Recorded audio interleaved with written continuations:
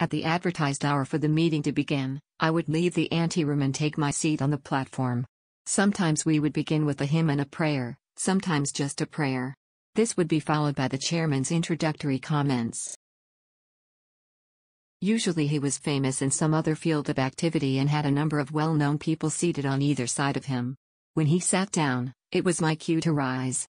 I would walk to the front of the stage and, speaking into a microphone, would quote the biblical phrase, "I heard a voice from heaven say." I made a practice always of beginning with these words so that the audience would know that I was in touch with the spirit world.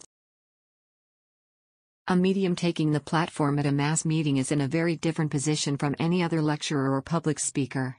The lecturer comes to the meeting prepared in advance, he knows for how long he proposes to speak and precisely what he is going to say. The medium knows neither of these things. She is there to transmit the messages of others and continues to do so for as long as they come, or until her guide calls upon her to stop.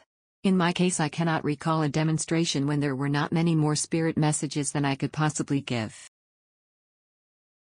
As I listened, I would hear perhaps as many as a dozen voices all excitedly claiming my attention. Tell my mother this, tell my brother that. Often I would have to entreat them to be calm, begging them for a chance to do their bidding. I remember once remarking on this to Red Cloud after a packed meeting at the Albert Hall. "Why is it," I asked, "that all these dear ones crowd in on me with never a pause or break?" He replied, "The hall was filled with the people of your world tonight because they know and trust you. Does it not enter your mind that you are no less known and trusted by the people in my world, too?"